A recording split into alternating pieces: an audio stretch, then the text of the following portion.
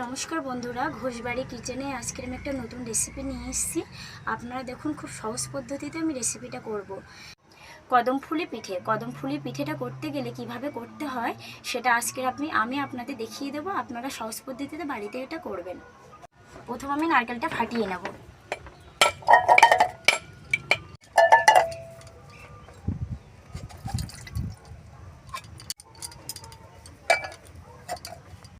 এবার আমি নারকেলটা কুড়ে নেব।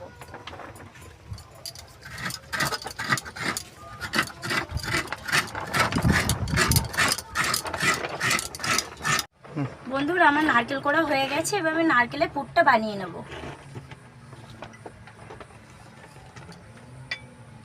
আমি বাসমতি চালটা 1 ঘন্টা ভিজিয়ে রেখেছিলাম। এবার আমি জল থেকে তুলে আর বাসমতি চালটা শুকোতে দেবো।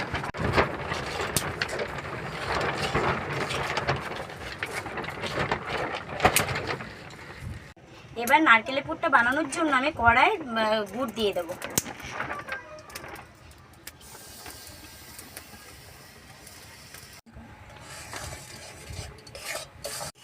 গুড়টা গলে গেছে। এবার নারকেল কোড়াটা দিয়ে দেবো।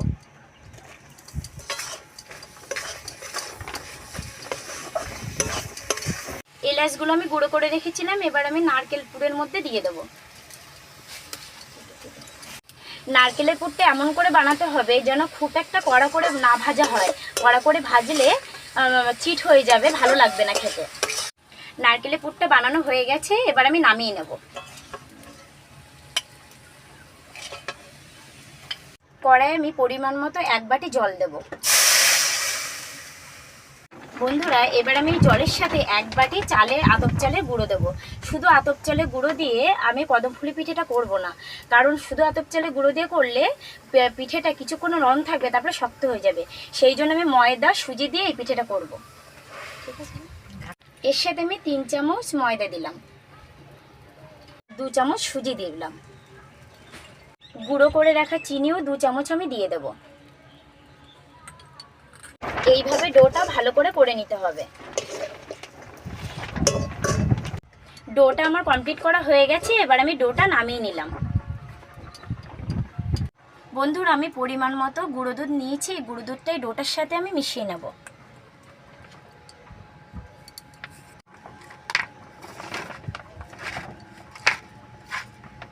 বন্ধুরা, আমার ডোটা কমপ্লিট হয়ে গেছে। এবার আমি পিঠে বানিয়ে নেব।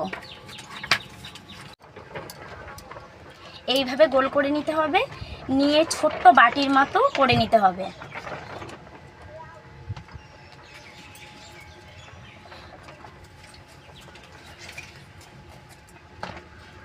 এইবার এই বাটির ভিতরে পরিমাণ মতো পুরটা দিয়ে নারকেলের পুরটা দিয়ে নিতে হবে।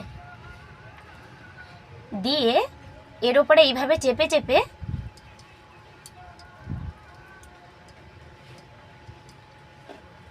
এরকম গোল করে নিতে হবে।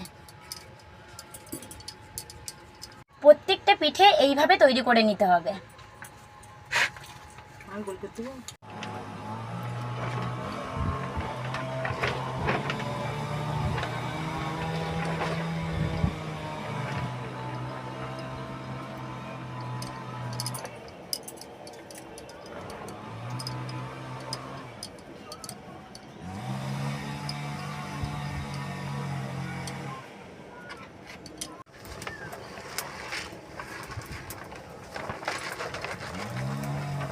বন্ধুরা, ভেজানো চালটা আমি শুকিয়ে নিয়েছি। এবার আমি পিঠেগুলো এক এক করে এর সাথে মিক্স করব।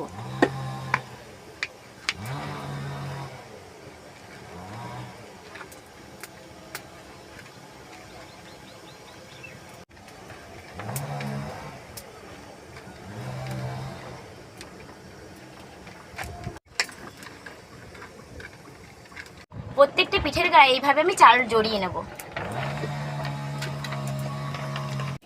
সবগুলো আমার চাল জড়ানো হয়ে গেছে পিঠেতে।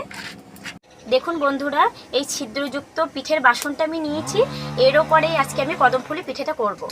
এবার আমি ব্রাশের সাহায্যে ঘি এই বাসনে আমি মাখিয়ে নেব।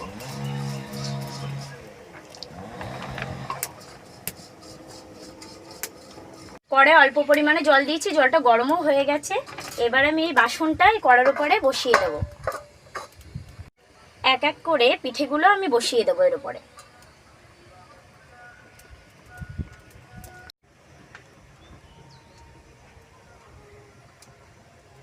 প্রত্যেকটা পিঠের ওপরে করে আমি এই একটা দুটো করে কেশর দেবো, যাতে কালারটা ভালো আসে।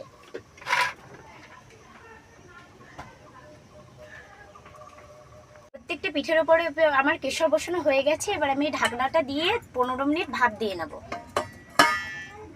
বন্ধুরা, কদম ফুলের পিঠে 15 মিনিট ভাপ দেওয়া হয়ে গেছে। এবার আমি পিঠেটা নামিয়ে দেখব পিঠেটা কেমন হয়েছে।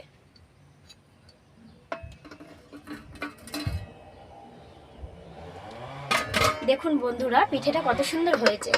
এবার আমি আস্তে আস্তে নামিয়ে নেব।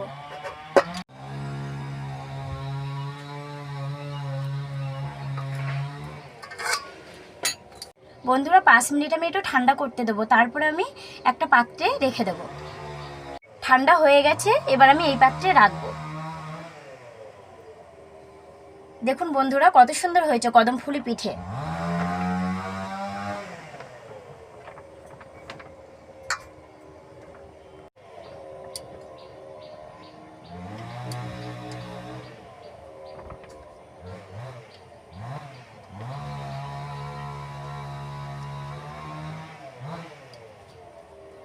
বন্ধুরা, একটা পিঠে আমি আপনাদের সামনে দেখাচ্ছি ভেঙে কেমন হয়েছে। দেখুন বন্ধুরা, কত সুন্দর সফট নরম হয়েছে পিঠেটা। বন্ধুরা, আপনাদের যদি ভালো লেগে থাকে আপনারা প্লিজ প্লিজ প্লিজ আমাকে লাইক করবেন, সাবস্ক্রাইব করবেন, আর পছন্দ যদি হয় তাহলে আমাকে কমেন্ট করে জানাবেন।